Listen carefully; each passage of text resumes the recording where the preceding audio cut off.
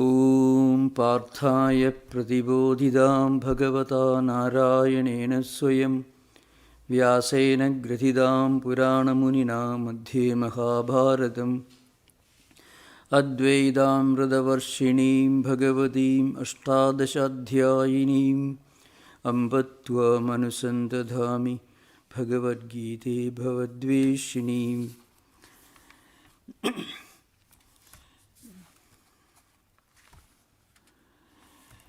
Right now we are going through some kind of a summary or recapitulation of the entire text up to the end of the 13th chapter that we finished recently.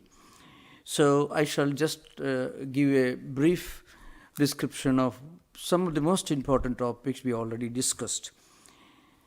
So in the second chapter, the most important portion is a description of the essential characteristics of a spiritually enlightened person.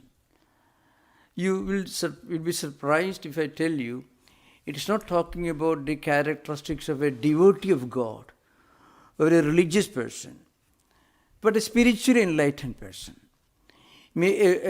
A devotee of God, a religious person can certainly be enlightened, certainly. I mean, there are many enlightened people. But going beyond what we now call religion, who is a spiritually enlightened person? What are the characteristics? So the disciple in this dialogue, his name is Arjuna, he is putting a question in the 54th verse of the second chapter. Siddhaprajnasya ka bhasha samadhisthasya keshava siddhadhi kim prabhashida kim asida vrajeda kim.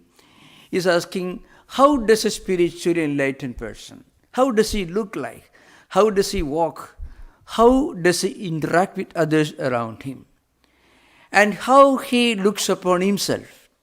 So you find two types of descriptions in this, in the next 18 verses, which constitute one of the most profound description of the fundamental characteristics of a spiritually enlightened person. Those of you who have read Dhammapada, you go to the 26th Bhagga. Bhagga is a Pali word, means the 26th chapter of Dhammapada, which is the most profound, the most important part of Buddhist canon. It is actually written in Pali language, and it is part of Sutta Pitaka, one of the three canonical traditions of the traditional Buddhism, mostly practiced in Sri Lanka, Burma, Thailand, and other countries, unlike the traditions followed in Japan, in China, which is called Mahayana. So their most profound and important work is called Dhammapada, which really is somewhat smaller than Bhagavad Gita. But in its 26th chapter, which is called the Brahmana Bhoggo. Actually, Sanskrit Brahmana becomes Brahmana in Pali, Varga becomes Bhoggo. It's a pronunciation and word. So the point, it is Pali is what we call an unrefined form of Sanskrit, like something like the language of Canterbury Tales of Chaucer, 13th century Chaucer, compared to what it is in modern English, something like that. So the point is, there you find a description of a spiritually enlightened person. There are many scholars who will argue that it is just a Pali rendering of these 18 verses from 55th to 72nd verse of the second chapter of the Bhagavad Gita, or total 18 verses. So what are the characteristics? So one type of characteristics, how does he look upon others? So if dukkeshu anudikdamana sukheshu vigaraspраha vidaraga bhayakrodha siddhihi muniruchyate. One type of characteristic. It means how does he feel? How does he look like? This is one. Then how does he interact with others? Yasmanu dijade loko lokanu dijade chayeka karshama sadayo dogi muktoye sajame prayeka tulyaninda studi mauni sandushto yenakid anigeda sthiramadi bhaktiman yo prayena. Like you can find many of them are very similar to the descriptions given in the Bhakti Yoga. Bhakti Yoga, the 12th chapter, deals with the characteristics of a devotee of God. And this particular section deals with the characteristic of a spiritually enlightened person. Both are the same. Both skip the idea of worshipping God in a temple or a church, but talk about how does he behave, how does he act, how does he look upon others. So one is the description. Of course, Prajakadi yada kaman sarvan parthamano kadan atmanne vatmana tushta siddha prajnastadochide dukkeshu anidikdamana sukheshu vigraspirha vidaraga bhayakrotastidi munirichide, etc. Means he is not too much worried when there is a problem, and he is not overjoyed when something pleasant happens to him. He is not overwhelmed by his emotions. If there is a problem, he is able to restrain himself. He doesn't get depressed if there is a problem. And if something good happens, he doesn't dance with joy. On both occasions, he remains stable, dignified, calm and quiet. Why? The reason is given in the 55th verse. That's the beginning of the description. Means, Atmanne vatmana tushtaha. He is happy within himself. He is contented. He feels a kind of inner fulfillment in his own identity as the divine within, which is present everywhere. When he doesn't see any distinction between himself and others, because the same divine spark exists in everything, everywhere, then what happens, he feels a deep sense of contentment, fulfillment and satisfaction. Such a person doesn't worry too much if the stock market collapses. If suddenly he gets information from the doctor that he has got cancer, he will go for treatment, but it is not broken. He knows there is a problem, he just addressed the problem, and he knows that by losing his mind, he is not solving the problem and he is not making it easier for him to solve the problem. So that kind of stability based on the inner contentment is the most telling characteristic of a spiritually enlightened person. It goes on describing. You can always look at the previous classes, the earlier classes. Yes, sarvatra nabhisneha tat papi subhashubam na abhinandari na dveshti. It doesn't go about pleasing others, admiring everyone. And not only that, it doesn't hate anyone. He has no special admiration for something. Infatuation, losing his mind because of his extreme liking for things of enjoyment. No. At the same time, he doesn't hate anyone. So this kind of spiritual stability is one of the characteristics. It goes on describing, there are 18 verses, which gives a long list of the essential characteristics of a spiritually enlightened person. Then in the 4th chapter again, there are descriptions of Karma Yoga, how we can start our spiritual journey any day, any moment, by bringing an element of spirituality into our everyday life, everyday thought, everyday conduct. Then there are descriptions of the highest and most profound philosophical ideas of Advaita.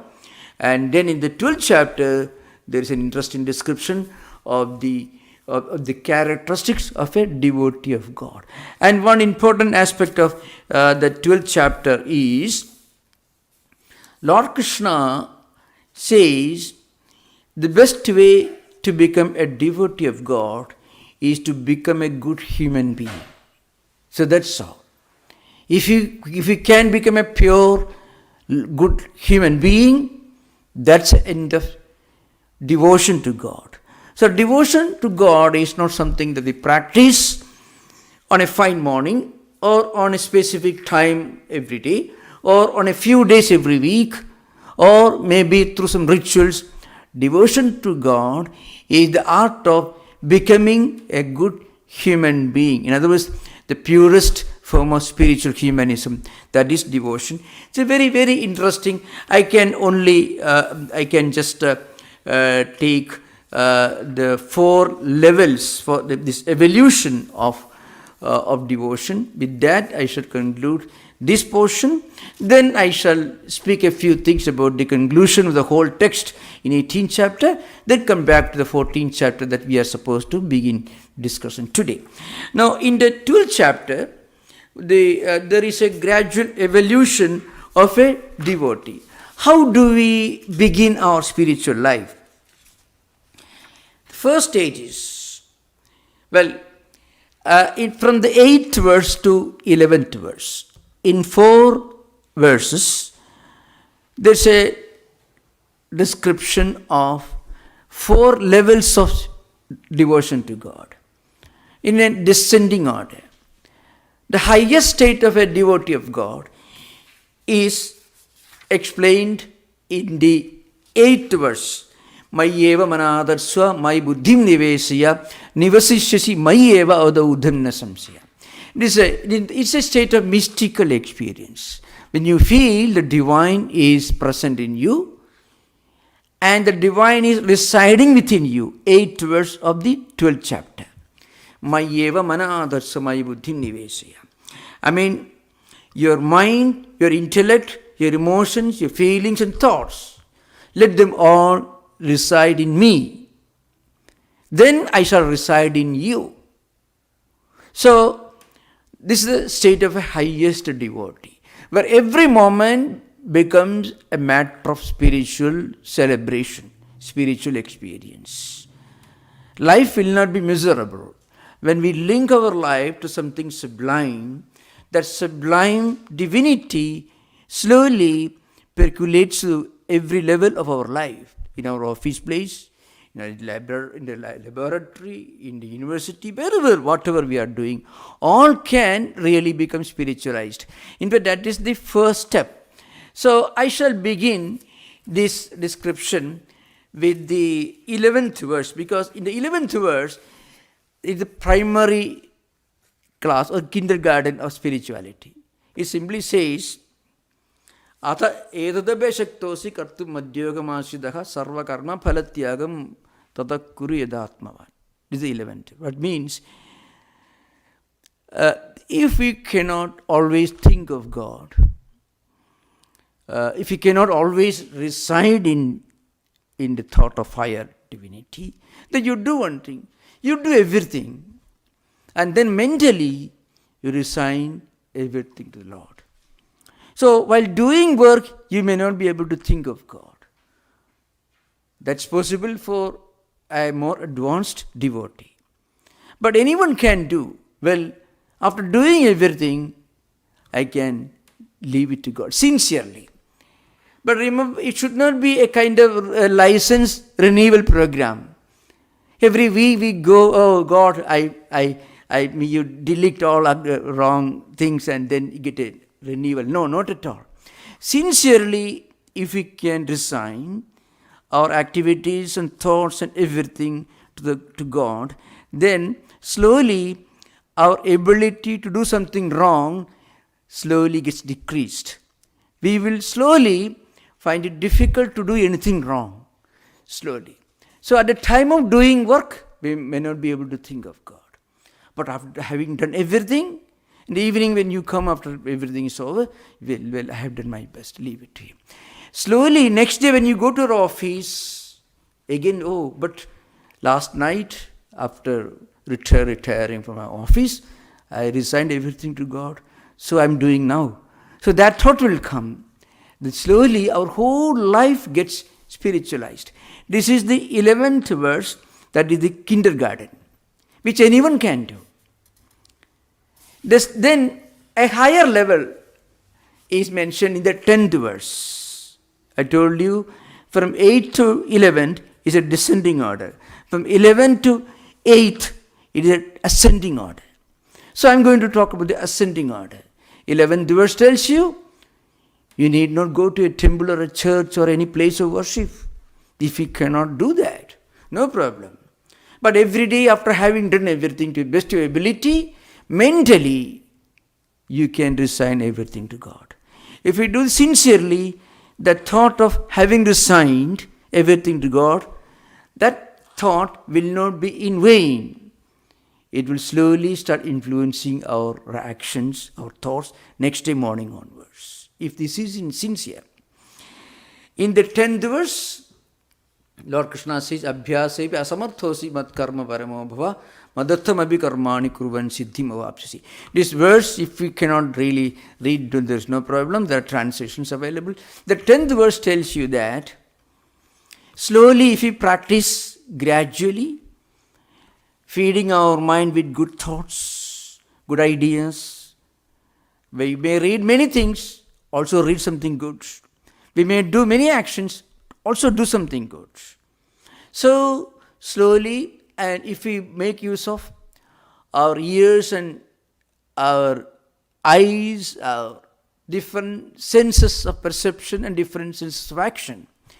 The classical example is Sravanam Kirtanam Vishnu Smaranam Padasevanam Archanam Vandanam Dasim Sakhyam Atmanivedanam. This is mentioned in the Bhagavad Purana, which I won't mention now. I have already discussed this in my previous classes. What it means is, one can slowly bring spirituality into one's life by reading some higher ideas, holy books, listening, by remembering, by doing some service to, for a higher cause, or by interacting with people who are also spiritually inclined.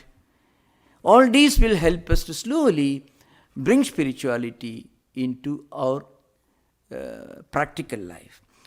In the 9th verse, a higher stage is mentioned. That means, Atachittam samadhatum na shaknoshi mayistiram abhyasa yogena tato mamichhapam dhananjaya. What it says is, the highest state is to always remain in the thought of God and make it possible for God to live within your hearts. That's the highest state. But that's not easy. So what you should do, slowly you can practice this gradual practice of remembering, thinking, feeding our mind with good spiritual food. Remember, mind is a big problem. Managing our mind, turning our own mind into our best friend. Sometimes, many people want to do wonderful things, wonderful ideas, wonderful thoughts. And they are very sincere, very honest. But when they actually try to practice the purity of their own mind, when they actually try to do something good, something within our own mind pulls us backward. There is an invisible stumbling block. We call it karmic blocks in the language of Yoga Sutras, which remain twisted. We want to do great things, and we know what we are doing right now may not be so desirable. We want to get out of this mental trap, but we try our best, we don't succeed, because something within ourselves or a part of our mind turns against ourselves. The other part is friendly. That's why we have the desire to do something good. Because 50% of the mind is friendly. The other 50% is unfriendly.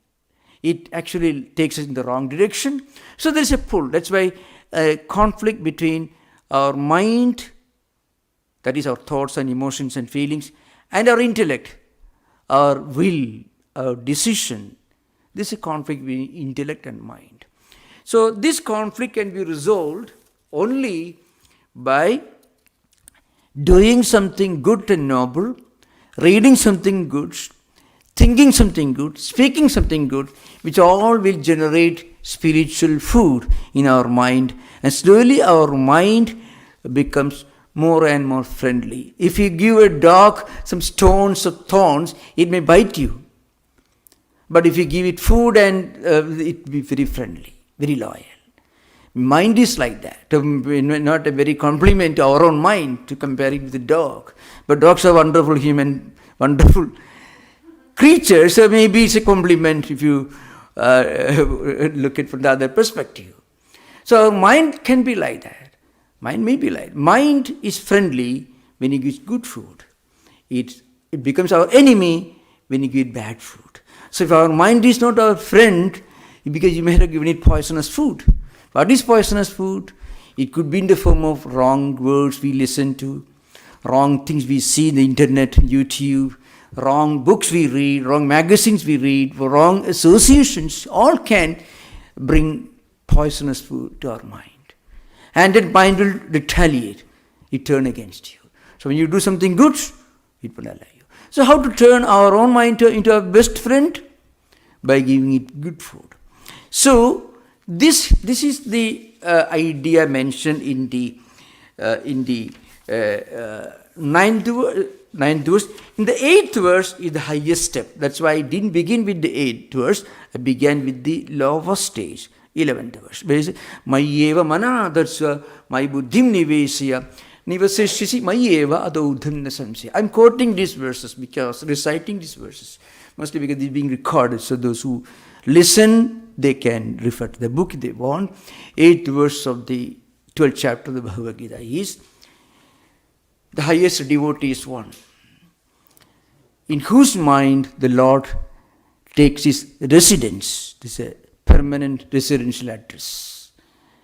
And who lives in God, and in whom God lives, his mind and intellect, residing in God, and God's presence in his mind and intellect. It is the highest state. Now, another very important part of this 12th chapter, which it may not be proper for me to skip, and that's a very interesting word. That's easy. From let's say from 13th verse of the 12th chapter, if you look at it, you find the characteristics of a devotee of God. One may imagine, one may assume that, well, a devotee is one who pays donation to a church or a temple, or he is the one who reads a book regularly, he is the one who pays to the church or temple, fixed donation every, some kind of, or maybe some rituals that we perform, profess loyalty to a place. No, ready to fight for his religion. That is also one interpretation of sometimes devotee of God. But here, nothing of the kind. It begins like this. Adveshta sarvabhudana maitra karuna evacha nirmamo nirahankara samadukha sukha kshami. In the first part of the verse it says, he is not an enemy of anyone. He is a friend of everyone. Maitra karuna evacha. So here not only human beings, adveshta sarvabhudana. Bhutana, I mean the word bhuta actually means anything that has come into existence. Bhudhatu is a Sanskrit root, meaning coming into existence. So in that respect, human beings, animals, plants and trees, they're all Buddhas.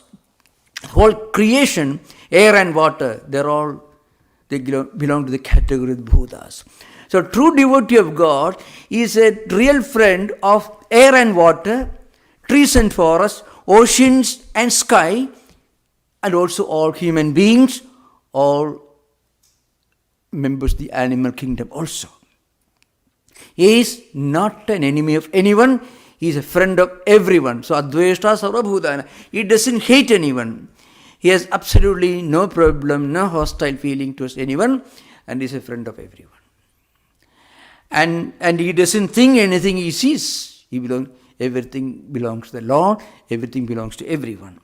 So, and then the 14th verse tells you the reason. Santushta Satatam. He is always in a state of perfect contentment and perfect self-fulfillment. It goes on describing. So, I will stop the 12th chapter now. 13th chapter we just finished, which already discussed Kshetra, Kshetrajna Samyoga. That's already discussed earlier. We finished the chapter, so I don't want to describe it again. It's called Kshetra, Kshetrajna Vibhaga Yoga. I mean, the whole creation is the result of this combination of joining of the indwell the spirit, the Atman, the divine spirit, and also this material world. That's how things come into existence. That is the 13th chapter.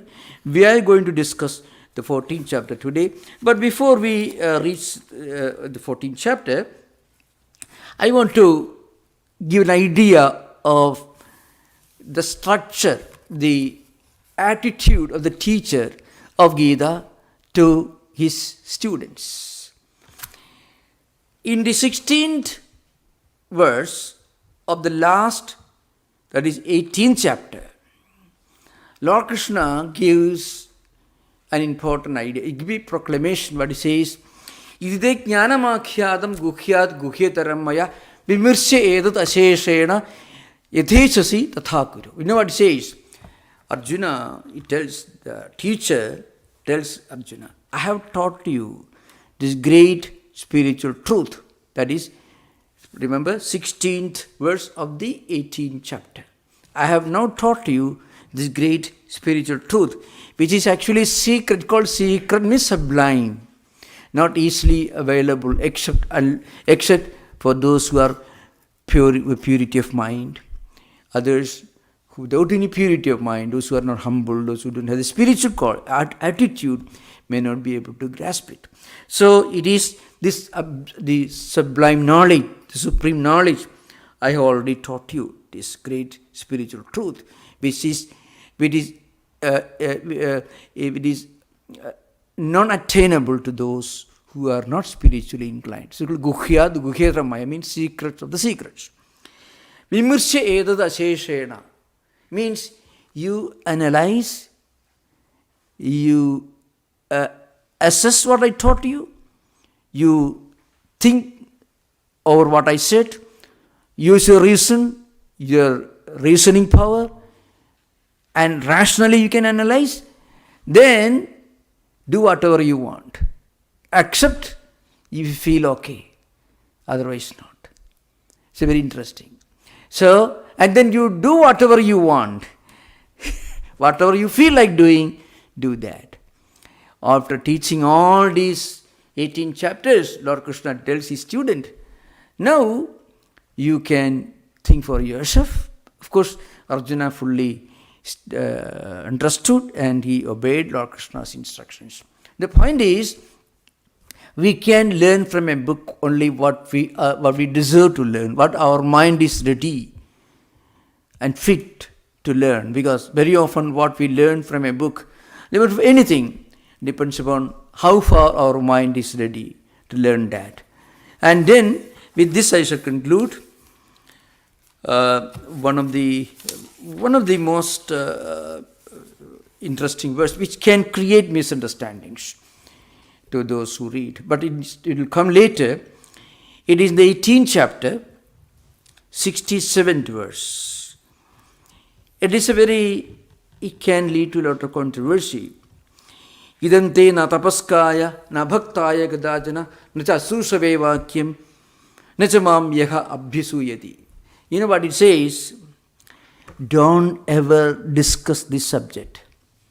Don't ever teach this subject, what I taught you, the highest spirituality, to a person who doesn't have the mental purity, who has not practiced austerity, who is impolite, who is arrogant, and who is jealous of his own teacher. And also he is not ready to do any good for anyone. Never teach it. Well, long ago when I read the Bible, so suddenly when I thought over it before coming here, the thought came to me. The King James Version, says, don't cast your pearls before the swine. So in Matthew, do not give dogs what is sacred. Do not throw your pearls to pigs. If you do, they may trample them under their feet and turn and tear you to pieces. So very often when we give something to people who are undeserving, they not only they will not accept it, they will misinterpret it, and that alone can become a cause for their animosity, hostility. what can befriend others, what can be a blessing to others, will be interpreted to be a curse by the undeserving. Give not that which is holy unto the dogs, neither cast ye your pearls before the swine, lest they trample them under the feet and turn against you. Matthew 7:6. Anyway, the point is, there is a psychological fact behind this. That's what Jesus said. Very often, if we don't approach a spiritual topic with a certain spiritual perspective, we not only misinterpret what we learned, but we may develop a hostility towards those who teach. You can imagine, suppose one of you, maybe all of you may be interested in music. Suppose one of you may not be interested in music for some reason, and then if your parents or maybe your friends drag you and force you to learn music, then you will end up declaring war against the music teacher. We develop a hatred for the subject and also the person who teaches the subject, which we don't like, because we are not ready for that. In the case of music, we may be ready for mathematics. That would be wonderful.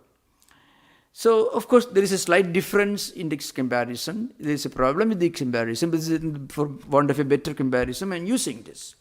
The point is, for learning spiritual subject, we should develop a sense of sanctity, sacredness, humility, and all these qualities. We need not, the Gita doesn't ask you to surrender your freedom, your spiritual freedom. Actually, Lord Krishna tells you should use your spiritual freedom. That's why Krishna says, Vimursya edad asheshena, the 63rd verse, you should use your own reasoning power. Don't accept what I said blindly. Don't follow me blindly. Think over and then use your own reasoning power. Then accept and follow if you are ready to accept it. So, a kind of spiritual freedom, but at the same time, in our approach to a sacred book, we should develop this quality of sanctity, sacredness, and a kind of total humility, because we have it. Unless you are humble, you cannot learn mathematics in a university. If you, before going to university, if you think you are an Einstein, then I don't think you'll be able to learn anything. So, before you go to medical school, you should be humble about the fact that you don't know medicine. Otherwise, you won't be able to learn medicine. So, it's a fact. So, the point is, this is a very wonderful text. Now, we'll continue with the 14th chapter. In fact, actually, I think I stopped with the last verse of the 13th chapter. We'll begin the 14th chapter. The 14th chapter is very, very famous for certain reasons. One important reason is, it is in a way a continuation of the discussion which is concluded at the end of the 18th chapter. The 13th chapter, remember. So in the 13th chapter, Lord Krishna discussed an important subject. And he concluded by saying that everything in this world is created, comes into existence as a result of this combination of kshetra and kshetrajna, field and knower of the field. The material world and also something which is not material, that manifests through this material world. So the electricity, it manifests in so many different forms, different bulbs, different colors, different machines, different gadgets, which cause the variety in the way electricity manifests in the world. So that is the secret of the plurality. Why all the human beings don't have the same character? After all, any doctor will tell you there are certain common principles, common factors for all human beings. There are many common factors in the entire created world. But there are certain differences with regard to the members of the animal kingdom and human beings. But when it comes to human beings, for example, they are so different. We already said, we already concluded in the 13th chapter, there is that divine spark present in all of us. So, that is one common factor, similarity. And also, our human body, in many ways, there are many common factors. The structure of the bones, the number of hands, number of fingers in hands and feet. All these are, many things are common. There's a lot of similarity with regard to many things among human beings. But at the same time, when it comes to character, no two human beings are the same. Totally not same. In the same family you find 5 members, 5 brothers or 5 sisters, totally different. Right? It happens. Why the plurality? That is being discussed in this.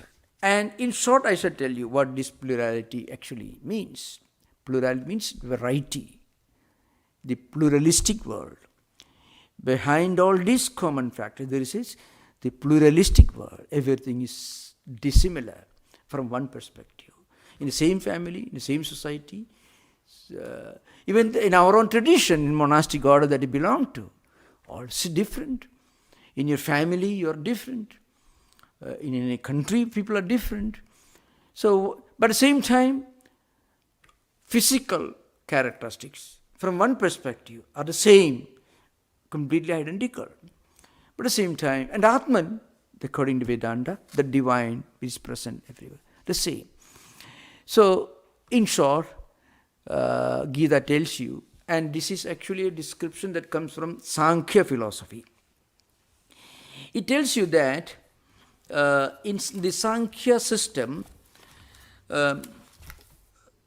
which is a pluralistic system, it tells you that the entire material world called Prakriti is constituted by 3 fundamental different characteristics called Trigunas: Sattva-guna, Rajo-guna, Tamo-guna. Guna means attributes or characteristics. I cannot explain this without giving examples.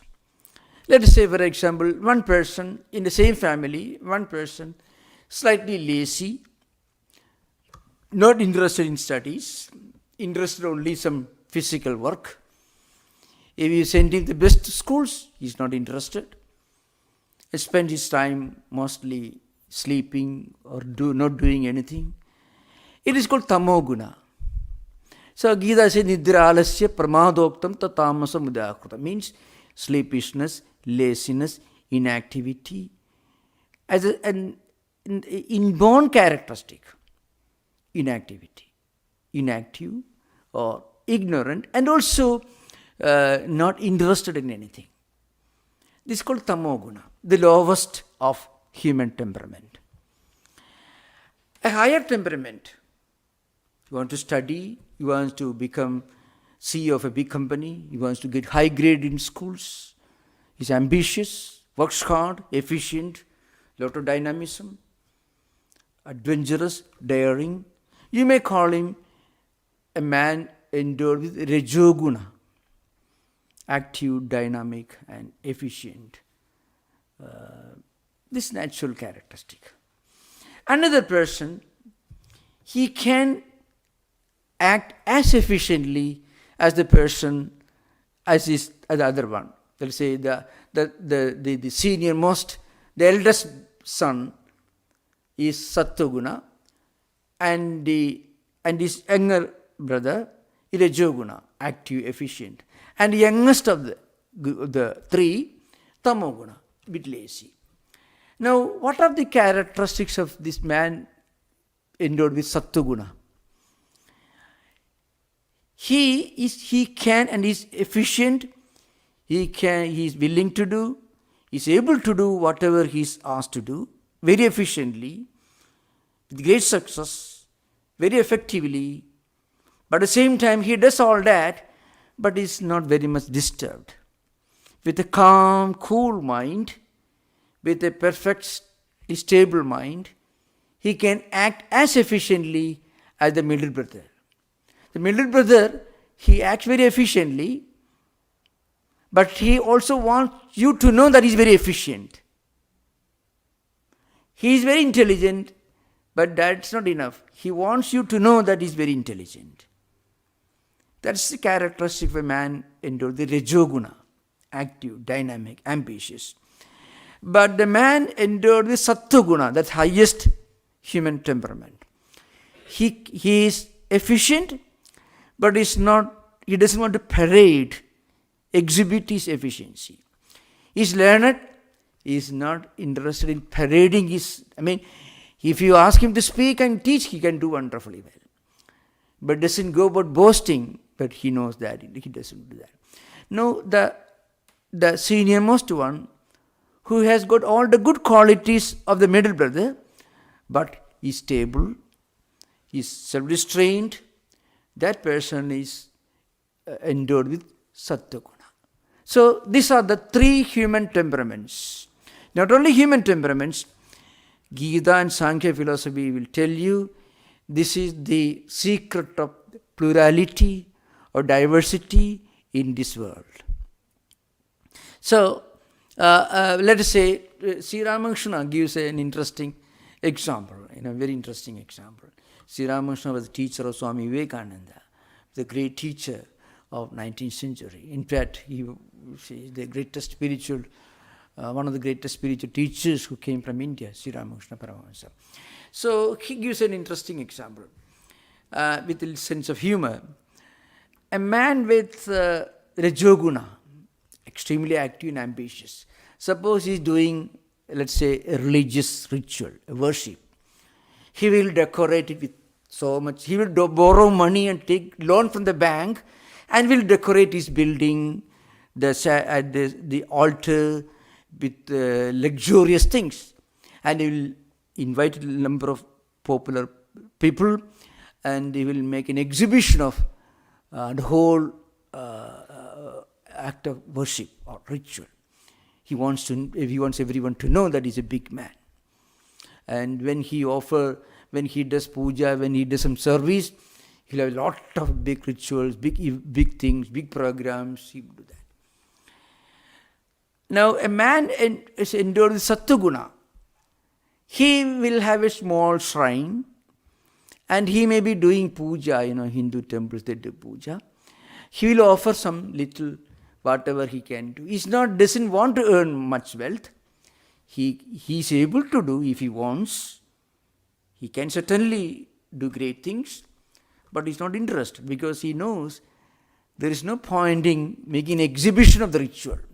So he'll offer one flower, one fruit, or maybe a small packet of chocolates. He is able to offer. A younger brother, the man endowed with Rajoguna, he will offer huge things and he will feed and he will have a big billboard exhibiting the whole event in big letters. His elder brother, the eldest one, who is endowed with Sattva-guna, he will keep a low profile, humble. At the same time, he is more serious, he is more focused in the spiritual aspect of the ritual he is performing. So now you can get a clear picture. These are three characteristics that constitute the diversity of creation. You can find this diversity not only among human beings, you can find diversity among even animal kingdom. In all living beings you can find, but was it more clearly manifest in among the human beings. So it's a very interesting discussion. We begin the next session, 14th chapter. Now you are most welcome to ask questions. Thank you.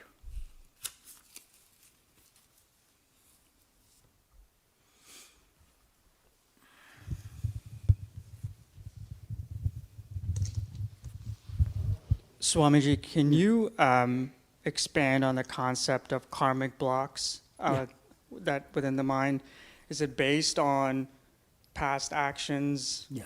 in past lives, or can you expand on that a little bit more? True. Okay. So karmic blocks, they behave like two ropes which are twisted to each other. You can't easily loosen that knot. When we try to do something, you are totally sincere, and if you judge your actions, what you have done in this life, there is no reason to believe that there can be any problem. Because suppose you have done a very good life, and you are born in a just give an example. A person born in a good family, where from early days he is trained in doing things in the proper manner, but he is not able to do that. And when he looks back, he cannot trace the reason for this invisible stumbling block, this invisible dead wall. In that case, the problems can be coming from previous life cycles. It is called sanjita samskaras, mean accumulated tendencies. The human character has got three types of tendencies. Tendencies which remain accumulated at the deeper layers of the emotional system, which you don't see them. Only when we try to meditate, then mind is a Bolshevik revolution within your own mind. Mind suddenly begins to revolt. When you're watching the TV, mind is perfectly okay. When you try to read a whole good book, mind has problems. When you read some thriller, there's no problem. So how does it happen? You have two types of tendencies right now operating in your mental world, mental life. One set of good qualities, good characteristics, because there are some good karmas in your inheritance. That's why you have a tendency to do something good, meditation or whatever it is. But there are negative karmas which create problems. And in many cases, many devotees, many spiritual seekers who cannot understand, who are not willing to accept the truth of reincarnation and the doctrine of law of karma, they cannot find an answer, an explanation. So many of these obstacles can be the manifestations of negative karmas coming from previous life cycles. So how to confront them? That's the next step, next stage. So there is a simple way of countering these karmic blocks. Do something good. When you try to meditate, mind won't permit you. When you try to read, let's say, Bhagavad Gita or the Sermon on the Mount or Dhammapada, mind won't permit you. But suppose you do something good, physically, at the physical level, go somewhere, do something, maybe the nearby temple or a church or a place of worship or any institution or organization doing some working for a noble cause. Be part of it, physically. See, the resistance is much less at the physical level. The resistance is much more at the mental level, spiritual level. When you try to meditate, mind forces get out of the meditation seat, go somewhere else. But when you try to go and clean a temple place or a church or any holy place, do some physical work, at least mind will not revolt. Physically, you can exert your own pressure on your own body. Whether you want to turn this direction, that direction, you can decide. But what thoughts will arise in your mind, you cannot decide. So at the physical level, you can exert more freedom. So if you keep doing something good at the physical level, you find these good physical actions generate spiritual energy. So people who keep doing good things at the physical level, slowly they find their mind gets interested in good things. That means mind is slowly becoming more friendly with you, which is karmic blocks are getting loosened. There is no other way to get these karmic blocks loosened. I can give you an example. If you go to a temple, You temple a priest or some books they may consult, or you do some puja here, do some, or they may say such things, Actually, they may not know the secret of it. The point is, when you do some ritual or whatever it is, with a great sense of sanctity and sacredness, and you spend some money or some efforts or some energy, whatever it is, that sacrifice on your part will have a positive effect on your mind, because that generates spiritual energy. The priest may not do that, may not know that. All good actions, frequently done in the name of a penance, have this spiritual psychological fact behind.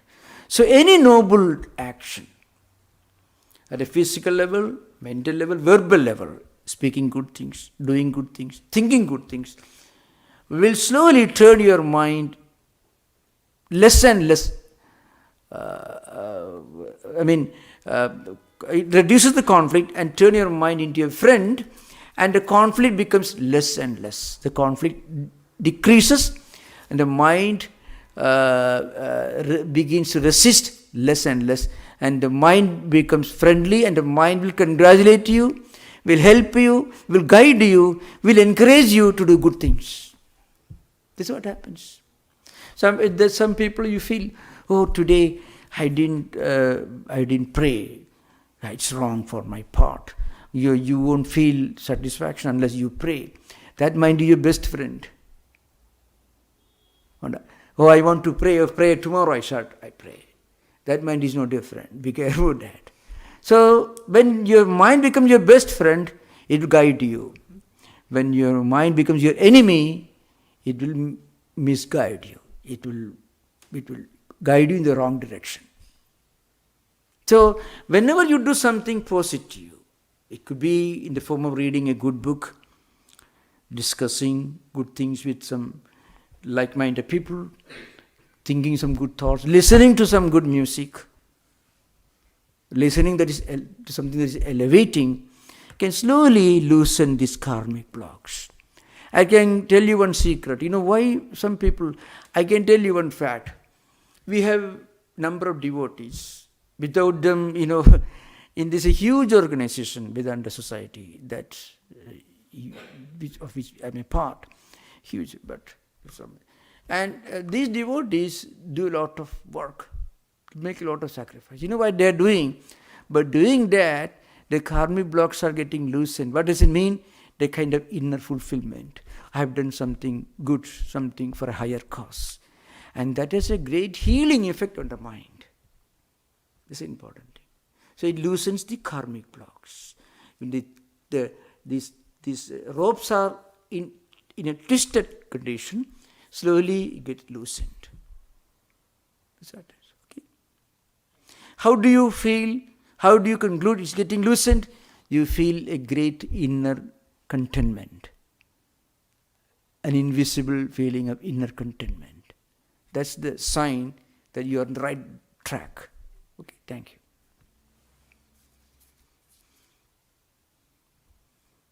So I think we don't have any more questions. So we will continue this discussion in the next class. Thank you. Namaskar.